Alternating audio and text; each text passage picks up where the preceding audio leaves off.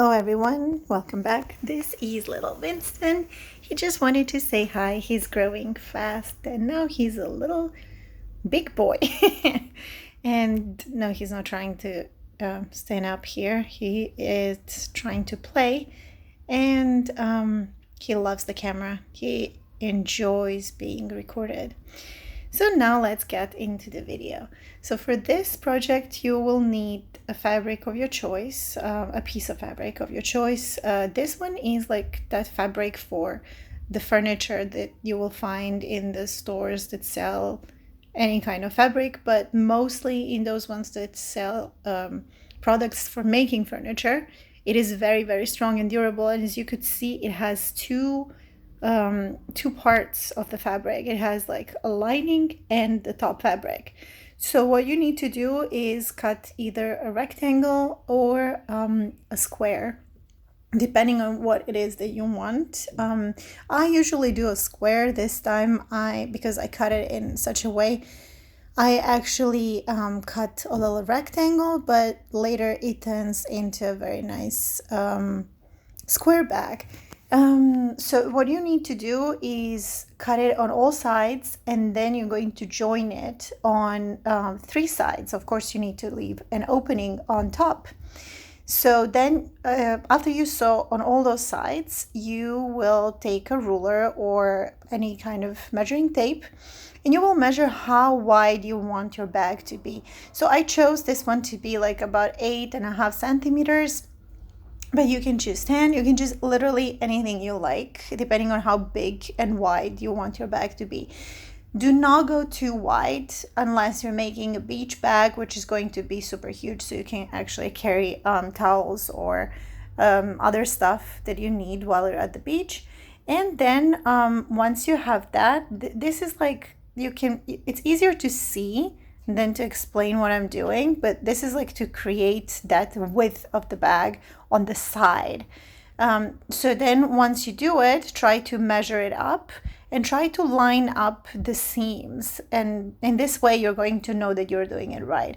So the seam in the front has to be matching the seam in the back.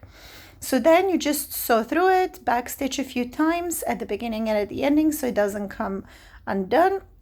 And after that, cut any threads that are hanging, and you will at this point cut the excess material because you do not need these little triangles. They're just gonna be in the way.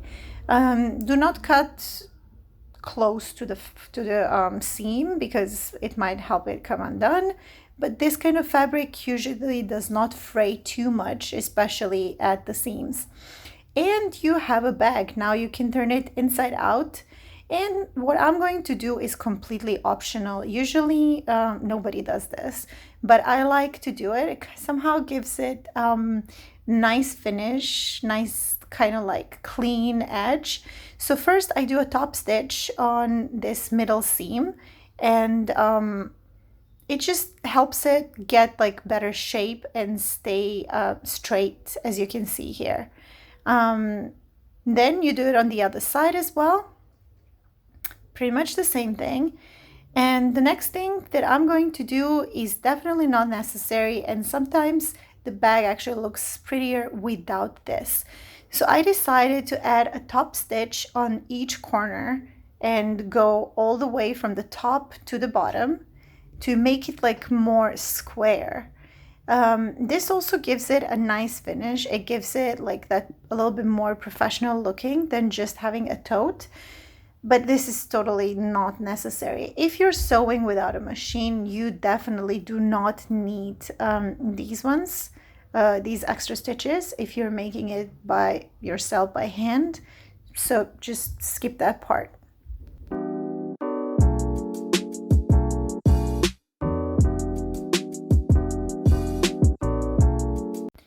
So, okay, once you've done that, you are going to try to decorate your bag. You can decorate it in different ways. I decided to actually paint on it. So before painting, I always like to have a drawing. This time I did not have like any kind of sketch. I just went straight from my mind, and I wanted to have some flowers and leaves actually on the bag. It ended up being leaves.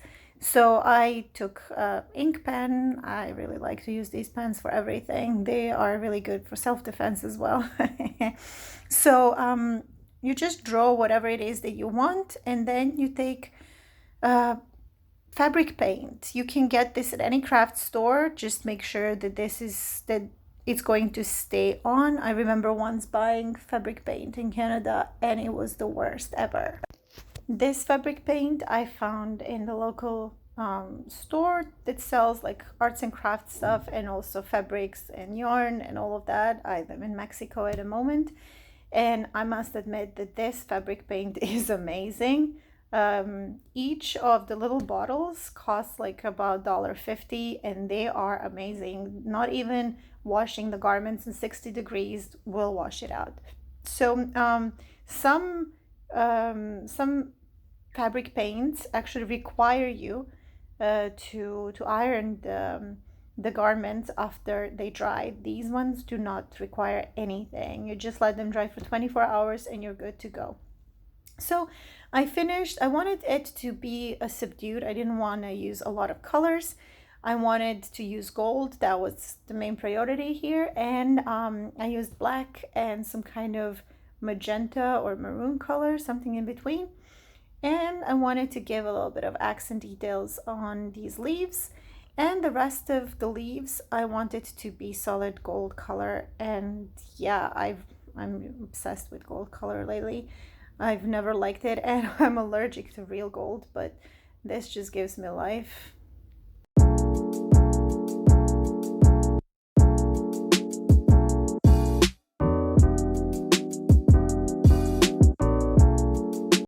Of course, this is optional. This is not something that you need to do. You, instead of like painting it, you can just take some beads and crystals and you can glue them. You can glue them either with E6000 glue or gem tag that is specifically made to glue the gems to the fabric. You can do whatever it is that rocks your boat and that makes you, makes your heart pop. And you can add pearls. You can also do some embroidery. I will be doing a few of those in the future to just show you. Here I thought that it looked a little bit empty and too plain, and I wanted to add a little bit more of that hipstery vibe. Not that I'm in that kind of mood, but I wanted to add a little bit something extra, but not too much. So I found this jute yarn weave kind of thing. It's a ribbon, and I thought it would really look amazing with this, so I just decided to glue it with fabric glue. Eventually I did have to sew through it a little bit at the edges because it was coming undone. This glue is not the best. And then I also took a little bit wider trim, a little bit wider ribbon for the handles. You don't need to do that. You can also make the handles out of fabric, which I will show you in one of the next videos in another tutorial. And you just need to sew it over under, and it is done. It's very simple, it's very easy. Just sew through it a few times so that it's very sturdy and it does not come undone. Here you can also see that I did hem the top part, and I hemmed it twice, like rolled it twice, because in that way you're extending the life of the bag. And here it is, all done and ready to be used. It does not require any lining unless you wanted to. If you enjoyed this video, please give it a like and subscribe and share. Please comment down below what you would like to see me make. Thank you for watching. Bye bye.